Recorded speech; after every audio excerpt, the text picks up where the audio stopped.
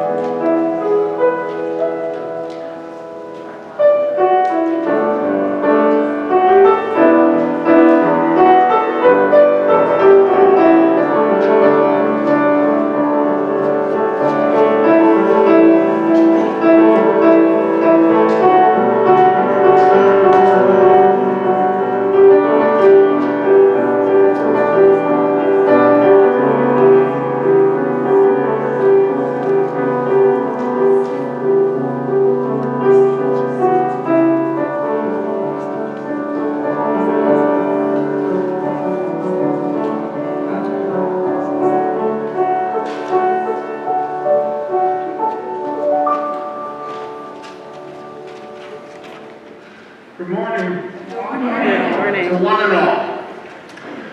Welcome to First Parish Church of Groton. I am Sal Lombardi. My pronouns are he and his. We are a community seeking to deepen spiritually, to take care of one another, and to be a blessing to the world. Unitarian Universalism is a faith for all. So bring all of who you are, all your beliefs, identities, abilities, challenges, and gifts. Bring all of what you've been and all of what you've done. There is room here for all of it. Our congregation includes a wide diversity of beliefs. I invite you to freely translate the language you hear today.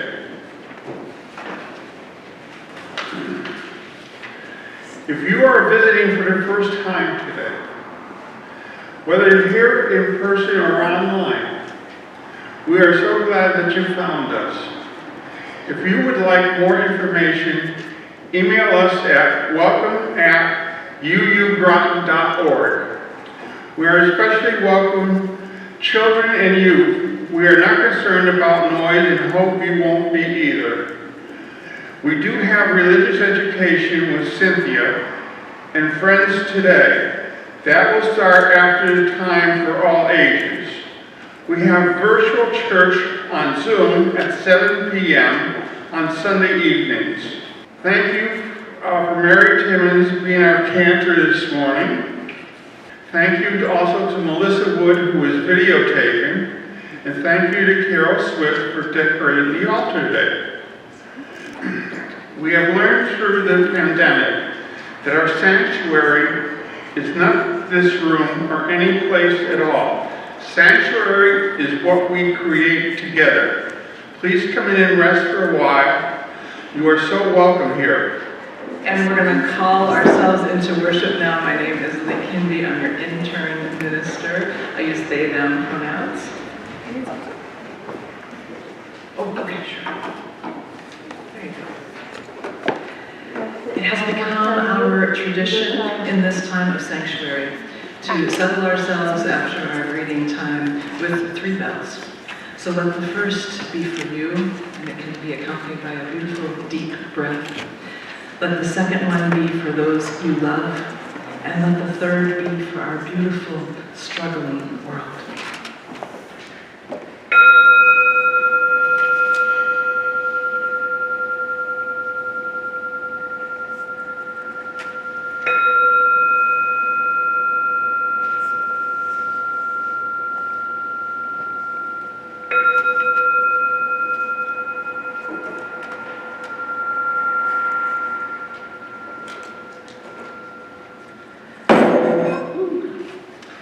So the very good news is that we get to sing asterisk together today. And yes, there is a sing asterisk.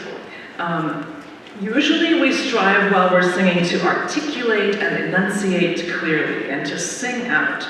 And it turns out that the consonants, when we're talking or when we're singing, are kind of what sends the potentially infected particles airborne.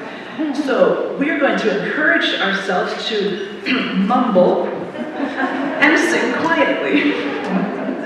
Our first indoor sung hymn together of this pandemic season is the wonderful This Little Light of Mine.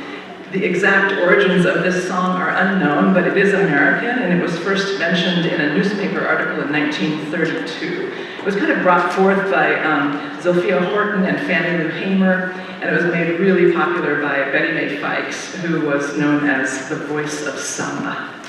It became an anthem of the civil rights movement and remains one of our most recognized and beloved songs. So Mary is going to lead us, and it's a great one for making up lyrics when you sing it later in the day because it'll get stuck. So let's rise and sing asterisk. Shine,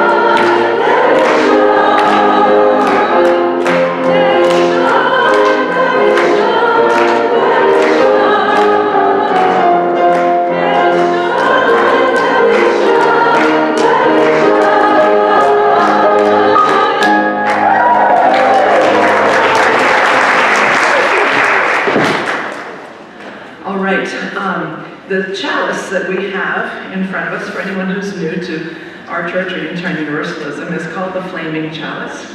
It's the symbol of our faith. It was created during World War II for the Unitarian Universalist Service Committee. And those members of that committee were embedded in Europe and involved in getting Jews and other persecuted groups out of Europe. And it was the sign that they made to recognize each other. It is a symbol of resilience and hope. And today, Mary Timmons is going to light our beautiful chalice. Today, we're dedicating a pump organ that belonged to my mother, Janet Timmons. It was in her home for 50 years. She died in October, and when my sisters and I were cleaning out her home, we knew the organ needed to go somewhere special. And so it moved into the sanctuary. Music's always been a part of my life. I grew up with music because it was so important to my mother, and she shared her love of music and the impact it can have on people her entire life. My mother's family was very musical. My great-grandmother composed songs for children. My grandmother was a piano teacher and started teaching my mother to play at age 3. By the time my sisters and I came along, Mom was a well-respected community accompanist and shared her love of playing piano graciously with our family and our community. She even became a church organist after teaching herself to play the pipe organ in her 50s. Mom was an amazing musician. Mom instilled that love of music in my sisters and me. We all sing and continue to be very active with our music in one way or another. I remember growing up, Mom would start playing a song on the piano in the living room, and my sisters and I would all join in singing wherever we were in the house, in different bedrooms, different rooms, sometimes with harmony and sometimes just with melody. It was joyous. I'm blessed that both my children, Meg and Douglas, continue that tradition by making their own music today. Mom's pump organ in this sanctuary is a reminder to me of how important music was to Mom and how much of her life she spent sharing the impact music can have with her family and her community. She would be so thrilled to know that it's in this great old house. She greatly enjoyed visiting the church over the years and was very thankful to this community for the community you've provided me and my family over the decades, and greatly enjoyed getting to know a few of you better in the last months. She would be thrilled to see the pump organ here and ready to make music again. I light the chalice today for music and sharing it with others. The joy that it brings, the emotion it inspires, the way it touches the heart and the spirit, and the anchor it can be. I know I couldn't live without it, and my family is so happy that Mom's pump organ will help us create music together here in our beloved community.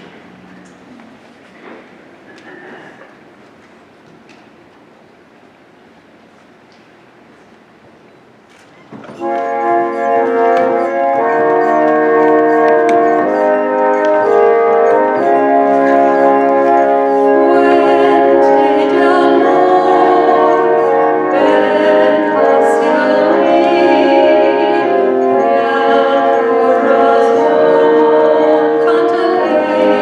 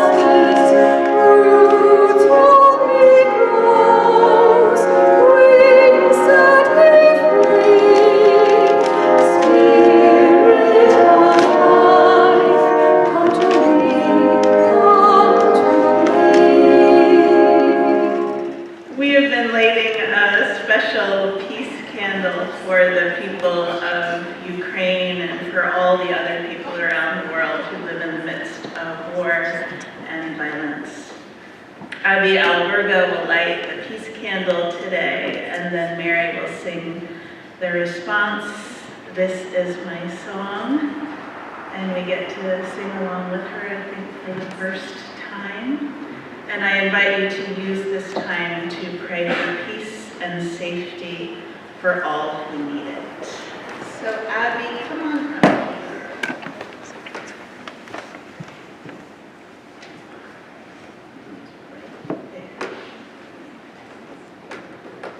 Mother Teresa wrote, "If we have no peace, it is because we have forgotten that we belong to each other." We light this candle for peace.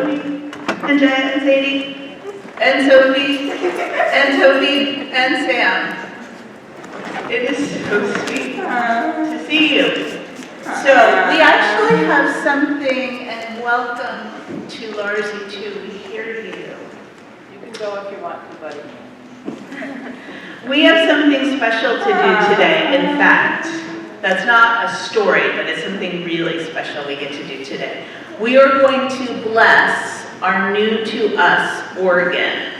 So I have a question for you. What does it mean to bless someone or something? What, Violet?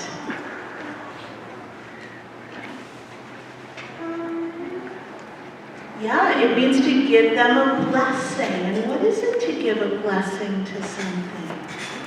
Does anybody know? What do you think, Simone? Oh, yes. Simone said it is to give hope to somebody. What else? Oh, I could not have said it better. It's perfect theology. To give hope to someone and to wish the best for them. That's what I was going to say. A blessing is to put our love into that person or thing and remind them that they're beautiful. And it's a way of saying that we care and that we wish them well, just like Simone said. So we bless babies and we bless people when they're doing something big or hard in their lives. We're going to bless a little baby named Clyde McCoy Rickman next Sunday. And we do bless animals too. We do have an animal blessing service and we bless all of your pets. What else can we bless? We bless a lot of things. We bless backpacks. Thank you. I'm forgetting all of the things that we bless around. We do bless ourselves. And computer cases, and briefcases, and shoes. And what do we usually use to bless things with? What? Water. What, Livia? Our holy water. Oh, these kids know. We usually bless with our holy water. But Sean reminded me that water is not good for organs. So we're not going to use water. Yes, Violet. Yes, we could. You know what? Next Sunday, and I hope you're here, you'll see that we use a flower to bless babies. We give them a flower. Do you remember that? So today we're going to use words and our hands to bless the organ, but we're going to create the blessing together. So I'm going to ask you to give us some ideas of how we should bless this organ, what we should say, what do we want for it, what do we wish for it, and we will write them down as you say them, and these are the words we'll use in our blessing. Okay, who has an idea? What do we hope for this organ? What do you think? Yes, Violet, what do you think? Did you have an idea? Does anybody have an idea? I had an idea. May you last a long time.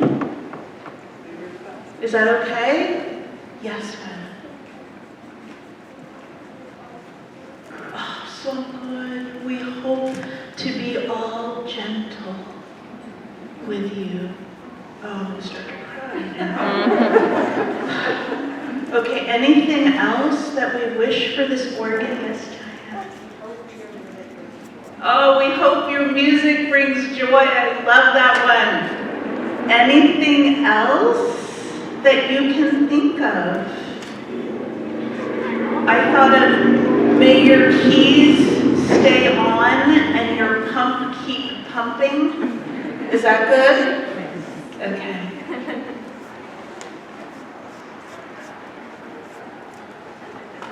All right. Do the grown-ups have, oh yes, Rebecca. The music from the organ continues to bring us great joy. Yes, that's exactly right. We have that one. May your music bring joy. Yes, Don. Stay in tune. May you stay in tune. Yes, Don.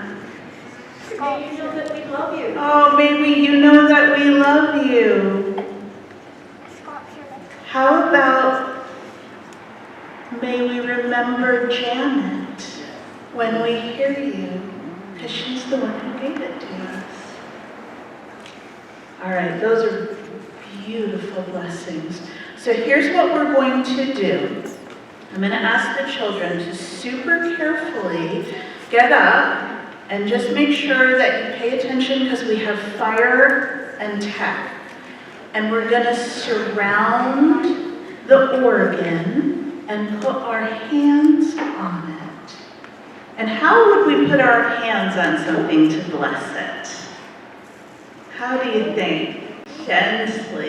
Yes, Livia. Yes, we're going to put our hands on it gently and softly and try to send it love through your hands. And the grown-ups will stand as they are able and we'll say the words of our blessing. So let's go over to the organ together. And we need kids all around it. And you can find a spot to put your hand on it. So Lee will say the words and we'll repeat them all together after Lee says them. May you last a long time. May you last for a long time. We hope to be gentle with you. We hope to be gentle with you. We hope your music brings joy. We hope your music brings joy. May your keys stay on and your pump keep pumping. May your keys stay on and your pump keep pumping. May you stay in tune. May you stay in tune. May you know that we love you. May you know that we love you. May we remember Janet when we hear you.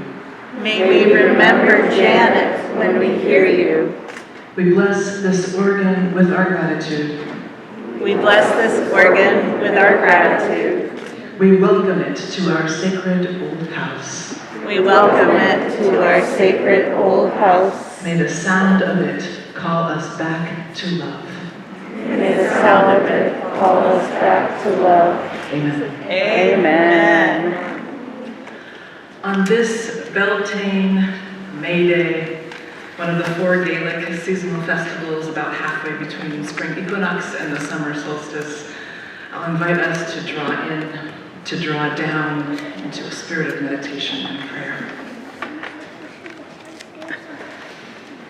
Here at the beginning of the bountiful, the flowering, the fertile ground, the green that seemed all but impossible in the middle of winter. May we be filled with implausible love. May we know ourselves as flawed individuals and still hold ourselves in high regard. May we know each other as flawed and hold each other in high regard. May we each know our people, our lineage, our ancestors, as flawed and as worthy of being held in high regard. May we know that each other's people and lineages and ancestors were flawed and also worthy of being held in high regard.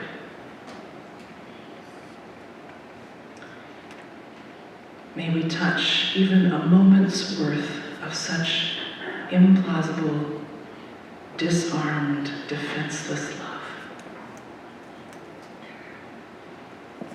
Can we allow that love to claim us entirely, certain that we were made for it?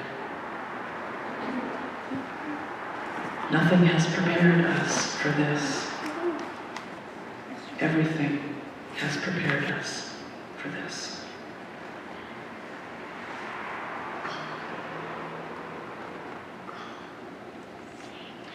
We hold deep in our hearts this morning the treasured memory of Bob Burkhart, who died on Monday, and who spent many a weekday alone here in the sanctuary on his computer, sitting usually in that window, occasionally in this one, sometimes playing piano or organ.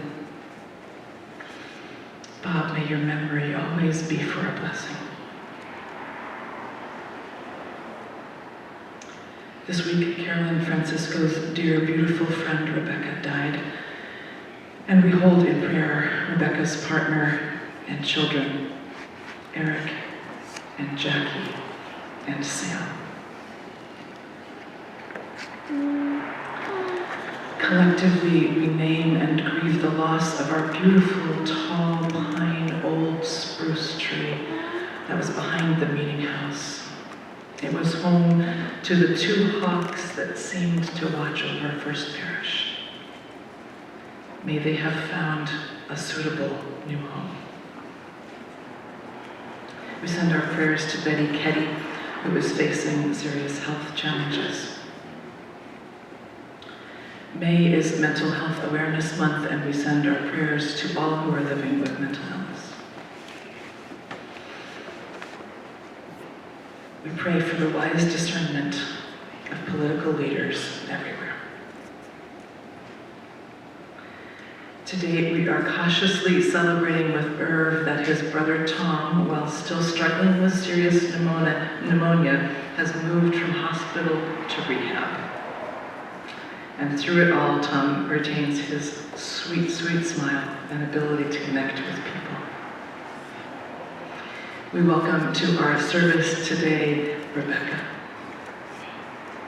And we celebrate with Reverend Aaron Stockwell, who, dressed in an amazing tartan kilt, married Lizzie Wiseman this weekend. And you? What is in your heart this morning?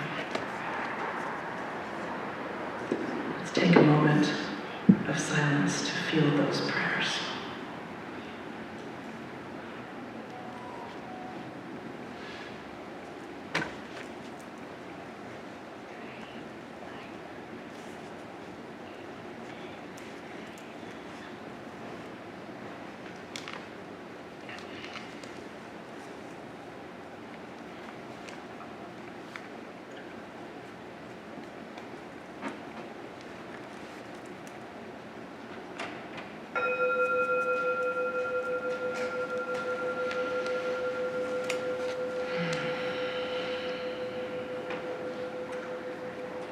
Now we get to sing asterisk with Mary, the prayer that I actually sing every night in this sanctuary.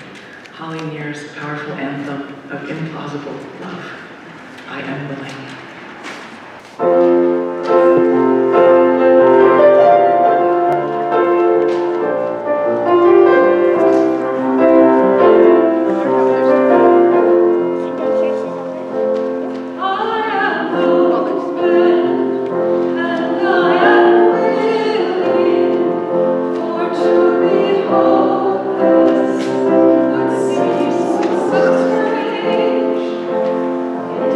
Song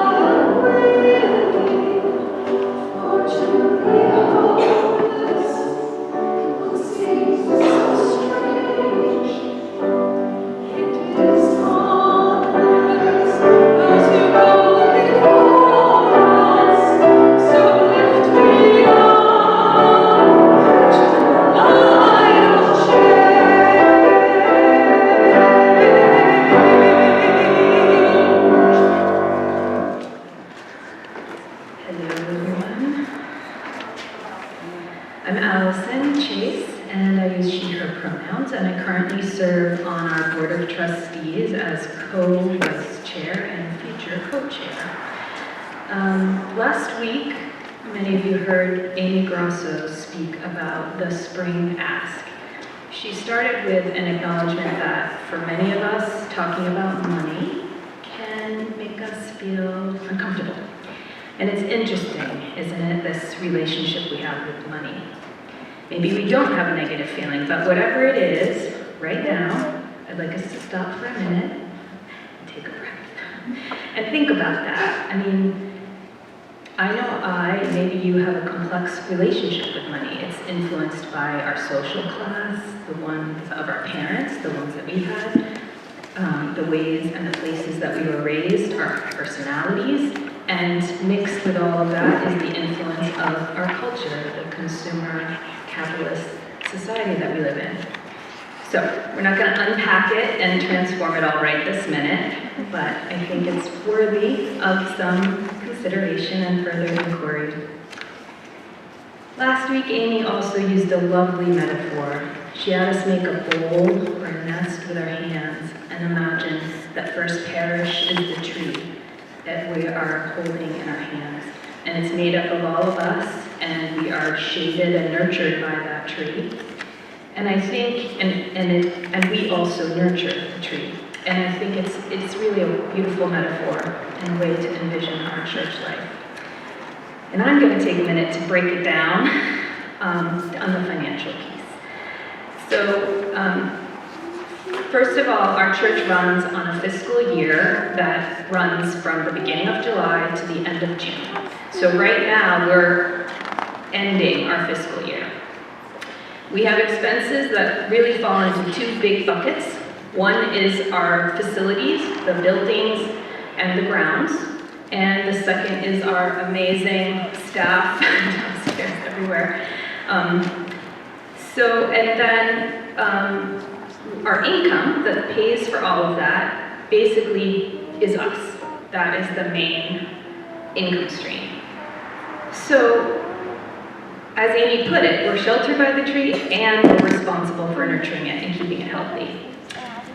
So the main way that we all give is what we usually are called the Renewal of Giving, and that's basically every household's annual commitment of funds that you're going to give to the church, and we usually call it a pledge. And every year, our amazing finance committee takes an estimate based on all those pledges and the little other bits of income that we think we'll get over the year, and tries to put together a budget for us to approve on at our annual meeting. And in most years, that pledge income, that commitment of funds, hasn't quite covered all of the expenses. And so we have started doing something we call the spring ask to help us bridge that gap.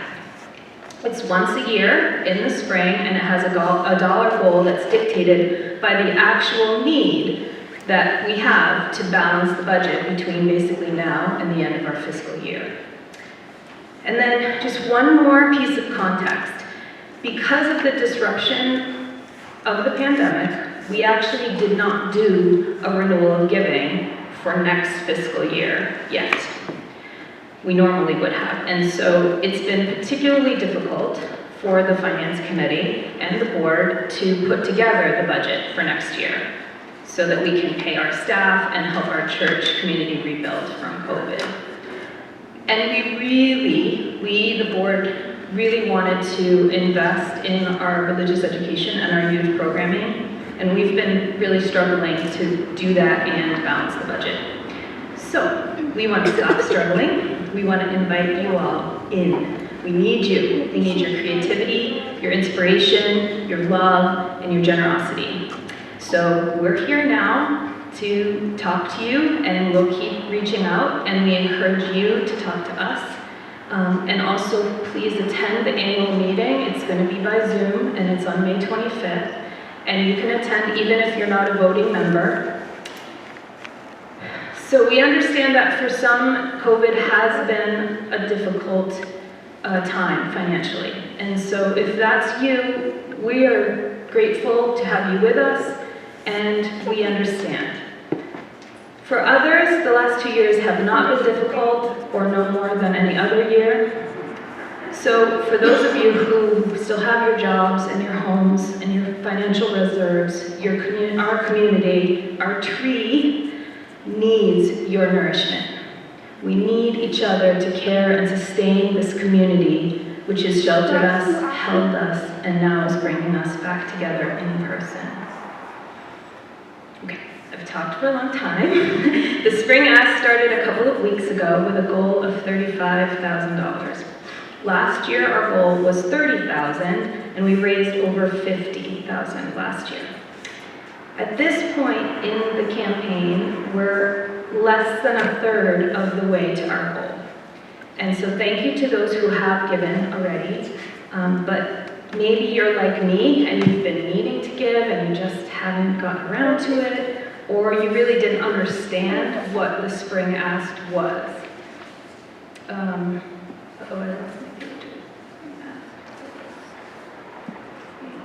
Okay. Or maybe you gave, but now you realize I could maybe give a little bit more. So you're in luck. Now is the time in our service, which is usually the offering, and you're going to do that in a second. I promise I will stop talking about money in a second. But first, I know that a lot of us these days don't carry cash, and that most of us do carry our phones. So if you don't have cash today, and/or you haven't given to the Spring Ask, while the ushers are taking the offering, I invite you to take out your phone, turn on the camera, and you all should have gotten one of these little guys when you walked in. You can point your camera at the QR code. Do you remember, or do you know what these are? If not, it's a little pattern that encodes a website address, and it will take you directly to our Spring Ask Donate page. And if you can't figure that out, we'll help you later. But there you go. You can just, with a couple clicks, you can donate right now. It's relatively painless, easy, and it's one less thing that you have to remember to do later. So if that doesn't work for you, or you need to consult other people, we understand. But we do ask that you please do it soon. It would really help us in our planning for next year as well. So thank you for listening. And before I step away, let's just take one more breath together. And remember that we're here to love, to be loved, to hold, and to be held by this community, and to be a blessing to the world. May it be so. And now, the offering will be taken and gratefully received. So there's an old story I want to tell you. I don't know where it comes from, about a wise woman who lived at the far edge of a forest. Wise women always seem to live at the far edges of forests. One day she was walking through the forest to get to the little town on the other side, and she stopped to rest for a minute on a low bridge across a small stream, and she looked down into the water and she saw something shiny. So she climbed down the stream bank and saw it was a stone, deep red in color. She waded in to get it. It was very beautiful, and she was grateful because she figured she could use whatever money the stone might sell for to replace the roof on her cottage, which definitely needed replacing, and to get some good walking shoes and a few other little things she needed.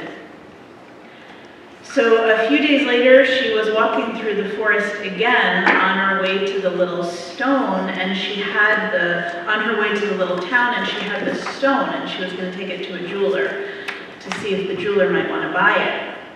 And she stopped on the footbridge to rest, and she met a man coming the opposite way, whose clothes were in tatters and whose face was gaunt, and he was clearly hungry and cold. And she offered to share her lunch with him, and when she opened her bag, he saw the beautiful red stone.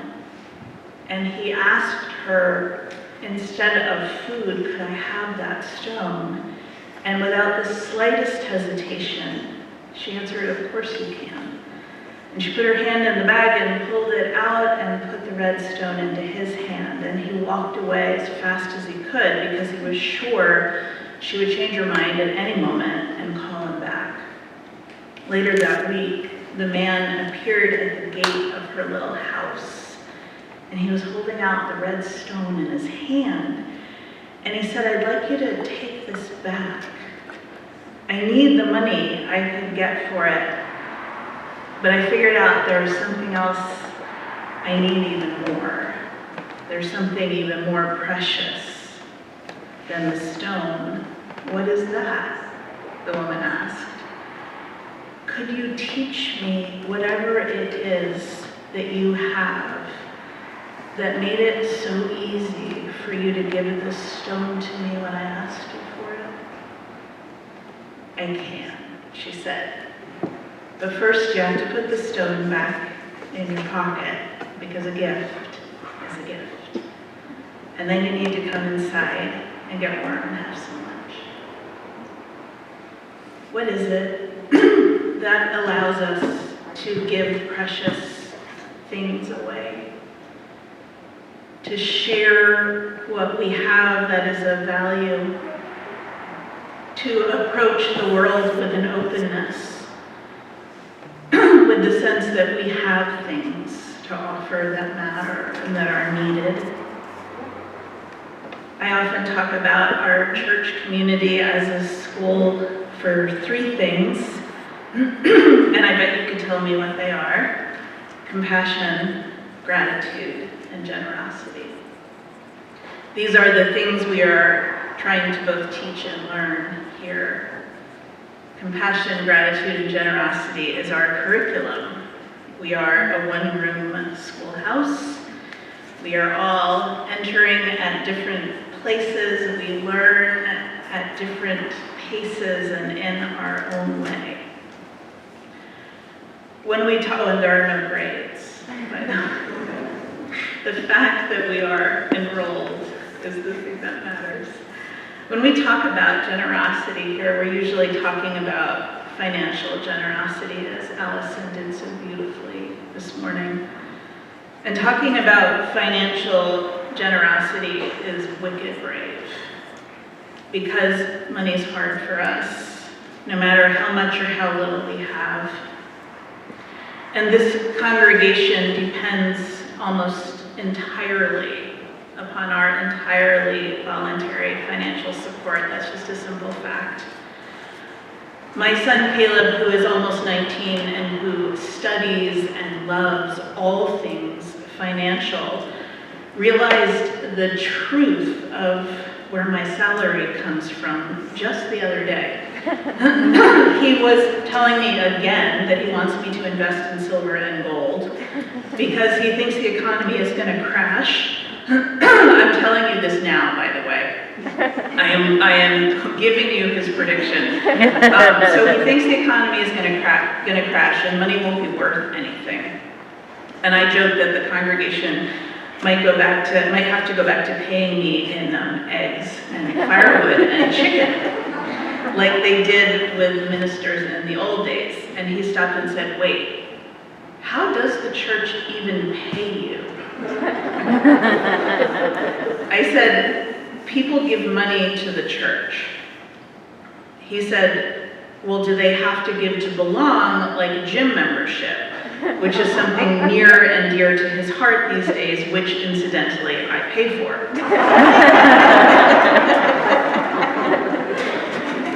Absolutely not, I said. It is totally voluntary. I mean, we tell people how much we need, and they do what they can.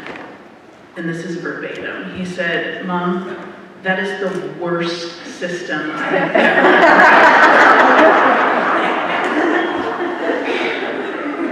It's like what? Based on trust? Exactly, I said. It is based on trust and generosity. It's the most beautiful system I can think of. He shook his head in the most utter disgust that I can possibly begin to describe to you. But I'm not kidding. How else could we possibly do this? Financial generosity is only one part of generosity, of course. There are so many other ways to be generous, you know this. There is generosity of time, of imagination and creativity, of compassion and empathy. And maybe they all stem from the same source.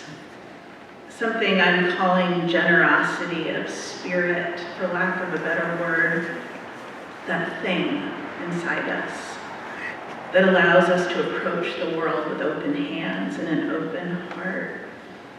How do we learn that?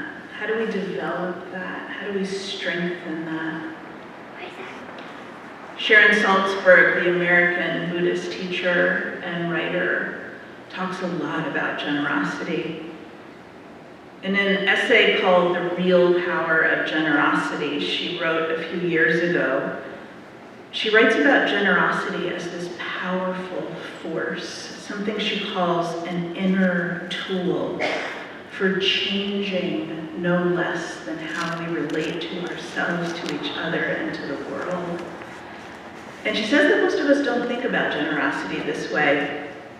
Instead, we think about it similarly to the way we think about kindness, something gentle and tender. And she says this is a big misconception, something more aligned with weakness than strength. And of course, I don't think kindness and tenderness are aligned with weakness either. But we think of generosity, she says, in terms of giving something up for someone else. Salzberg believes it's a lot more than that. That generosity generates its power, its strength, from the choice to let go. And the choice to let go, to offer something of ourselves to another, whatever it is, brings us more freedom and truer and deeper happiness. This is so wildly different from what we learn in this culture.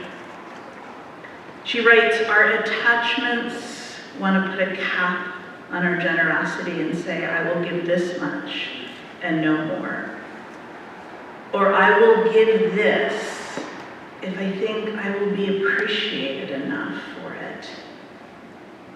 But it is through the practice of generosity that we learn to create more space for ourselves.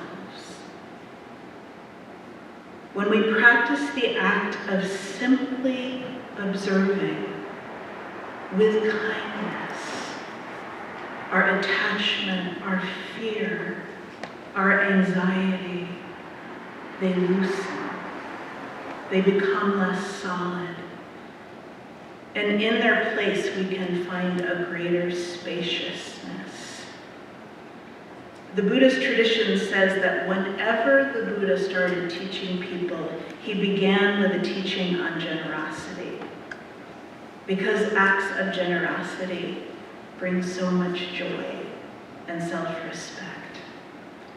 And the Buddhist tradition also teaches that the Buddha always began with a teaching about generosity because he believed that every single person had something to give.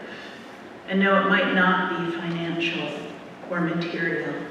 It might be paying attention to someone. It might be listening. It might be smiling at someone or thanking them. It can be so simple, and it might feel so small and unimportant to you, but you just don't know. Sharon Salzberg writes, generosity is the bread and butter of feeling connected in our lives, connected to ourselves, to each other, and to life itself. And it is a practice. It is not a character trait. It's not anything we just have. And like almost every good thing in this world, it is something we can learn and get better at. Church is indeed a very good place to practice. Maybe because there's already so much generosity here. We wouldn't even be in this room if not for the generosity of those who came before us. And it is your generosity in 1,000 different forms that sustains us. You were met at the doors by someone who volunteered to welcome you. Mary is singing to us as a gift. Sean is playing the organ she gave to us from her mother, Janet, who becomes part of the story of this place. The chalice we light and the table which holds our candles of sorrow and joy were George Downey's gift to us. I could literally go on like this. My entire week often feels like an orchestration of your generosity. And in any community, there are teachers. There are our own versions of the wise woman in this story who could give away the stone without a moment's hesitation. Bob Burkhart was one of our teachers in generosity, both the giving and the receiving of it. He was a beloved member of this congregation. He died unexpectedly and suddenly, which I suspect was the best way for him, because he did not like medical treatment in general, and he did not like hospitals in particular, and he had checked himself out on Monday shortly before he died. I had tried to talk to Bob twice in the past 2 years about making plans, about how to contact one of us if he had an emergency or he got sick. I was worried about him getting COVID and he didn't have a phone and he came here or to one of his beloved libraries to use the internet for email. He was polite, as always, and definitely not interested in that conversation. I'm glad he found help when he needed it. And I suspect he had this whole web of people who cared about him, and we were definitely a part of that. I can't quite remember when Bob appeared. I think it was 7 or 8 years ago. He was without permanent housing at the time, and he was camping in the town field behind the library.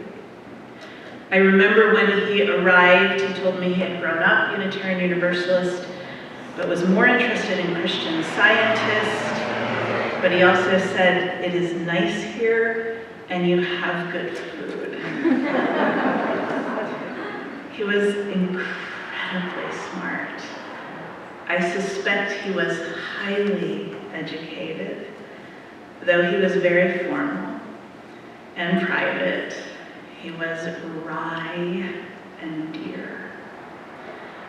When he moved into his apartment in Shirley, he told me he had done so because it was getting colder and he was getting older and he suspected it was time to settle down again.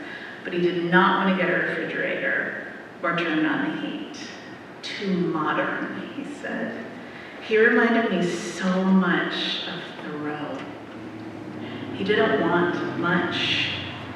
Mostly, he seemed to want a place to be, a place to read, to eat, to use the internet, and to have a little bit of company.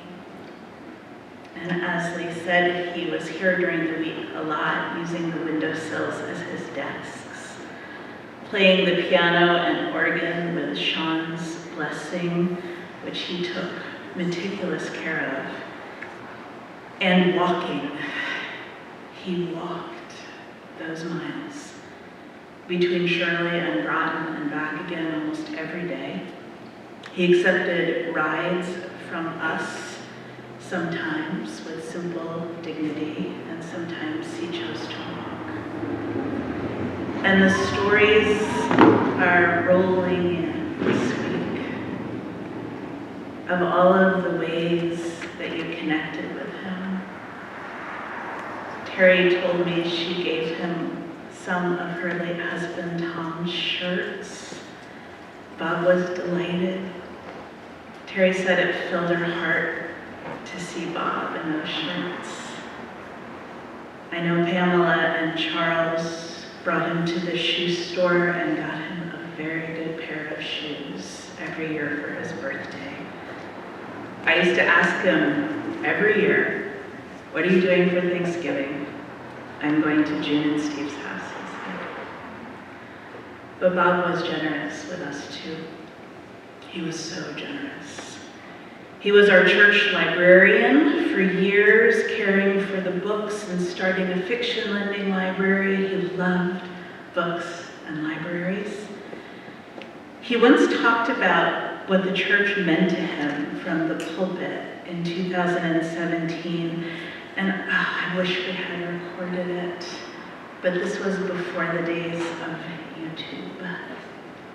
I do remember he talked about melting down the 2 short candles to turn them into those little tea lights in glasses we use, and how he liked that job because he did not like waste.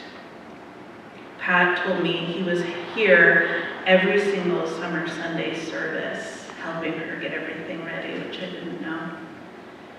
He used to take care of the Wayside pulpit, putting in the new signs out by the road, but he wouldn't put up signs he didn't agree with, and he didn't agree with most of them. And then he thought the grammar was wrong on the ones he did agree with, and once we got into a little bit of a skirmish because he wanted me to correct Dr. Martin Luther King's grammar.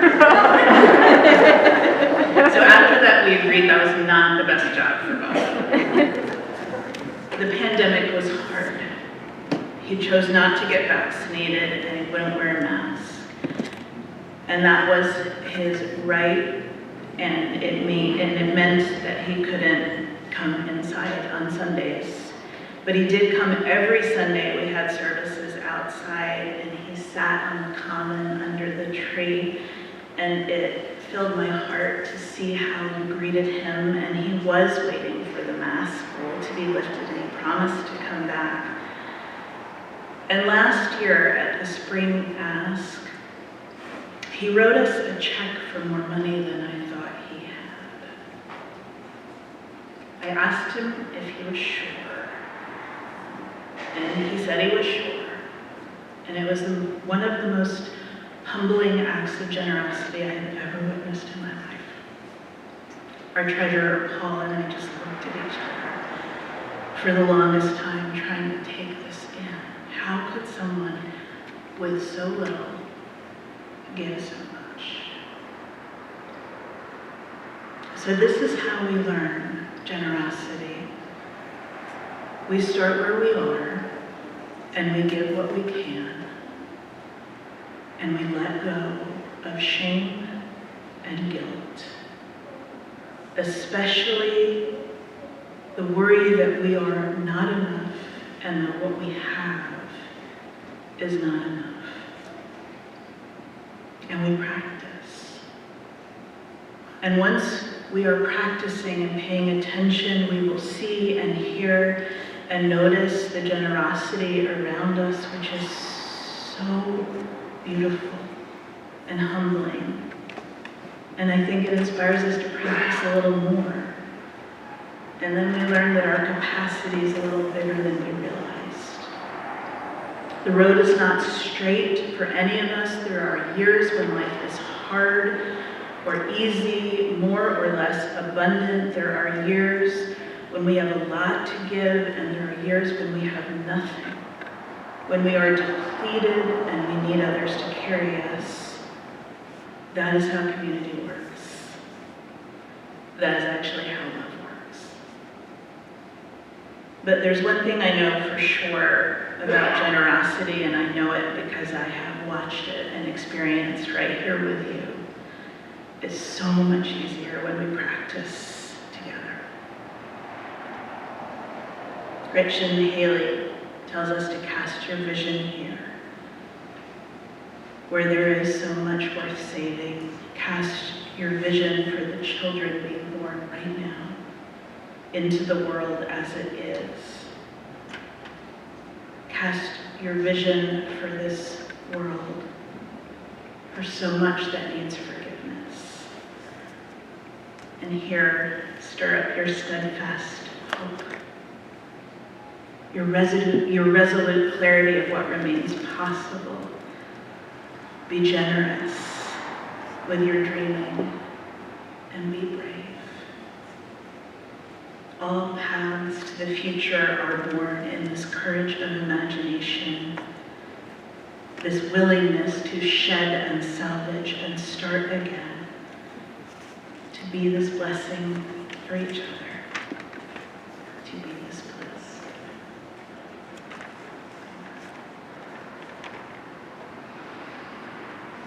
So we get to rise as able and sing together our closing hymn, which is number 163, For the Earth Forever Turning.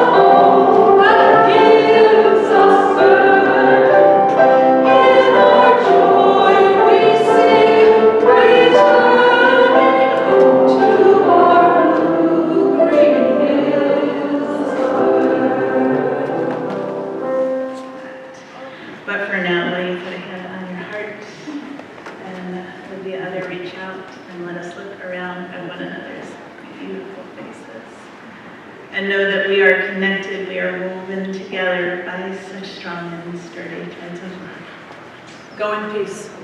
Be a generous blessing to this world. Amen.